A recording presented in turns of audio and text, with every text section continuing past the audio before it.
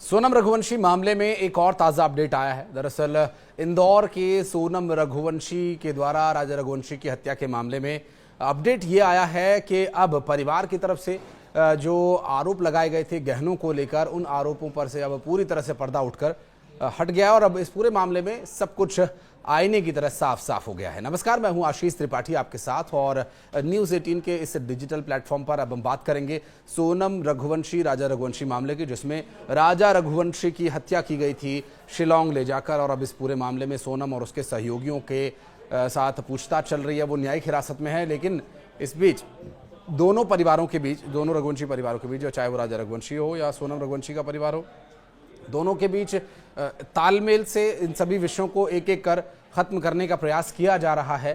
लेकिन मलाल परिवार को सिर्फ एक ही है कि उन्हें अपने बेटे को गंवाना पड़ गया और इस मलाल के साथ भारी मन से राजा रघुवंशी का परिवार थाने पहुंचा और इस दौरान उनके परिवार के लोग वहां मौजूद थे, जिसमें विपिन रघुवंशी भी बताया जा रहा है कि वहां पर थाने में गए। और इंदौर में पुलिस की मौजूदगी में गोविंद रघुवंशी और इधर विपिन रघुवंशी की मौजूदगी में, दोनों के परिवार की मौजूदगी में सहमति से 15 लाख रुपए के वो गहने जो शादी के समय सोनम रघुवंशी को राजा रघुवंशी के परिवार की तरफ से दिए गए थे बतौर उपहार, जो कि एक प्रथा है, अपने घर की बहू, घर की लक्ष्मी को ये गहने दिए जाते हैं। और ये शगुन के तौर पर जो गहने चढ़ाए गए थे उसमें लगभग 15 लाख रुपए के ये गहने शामिल हैं, जिसमें बताया जा रहा है कि परिवार की तरफ से, तस्वीरों में भी आप देख सकते हैं, इसमें अलग अलग गहने हैं, गले में, कान में, नाक में, माथे पर पहनने वाले अलग अलग गहने हैं, हाथ में पहनने वाले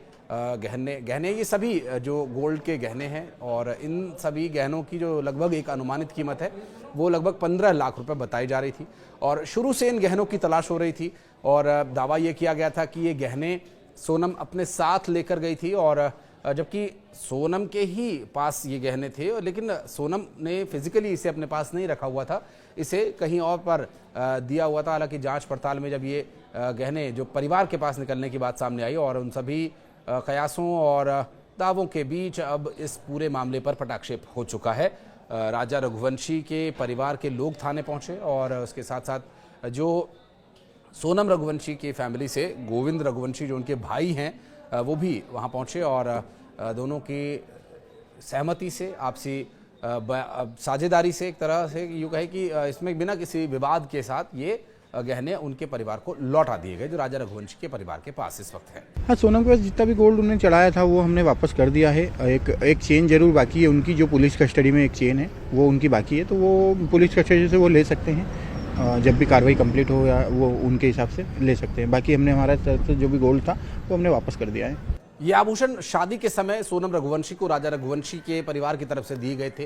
हालांकि इस पूरे मामले में जो सोनम के पिता हैं उनका ये कहना है कि उन्होंने जो बेटी को दान दिया था वो उसे वापस नहीं ले सकते, क्योंकि बेटी को दिया हुआ दान वो वापस नहीं लेना चाहते हैं। और समाज की मंजूरी के साथ ही ये सभी जो अदला बदली की गई या जो गहने हैं उनके परिवार को सौंप दिए गए। और साथ ही सोनम के पिता का ये भी कहना है कि जब तक वो अपनी बेटी से मिल करके खुद ये नहीं पूछ लेंगे, तब तक उन्हें ये यकीन नहीं होगा कि उनकी बेटी ने खुद के पति की हत्या की है। और इस पूरे मामले पर उन्हें यकीन नहीं हो रहा। आपको बता दें कि 20 मई को राजा रघुवंशी और सोनम की शादी हुई थी और फिर वो हनीमून के लिए शिलांग गए और 23 तारीख को राजा की हत्या की गई। उसके बाद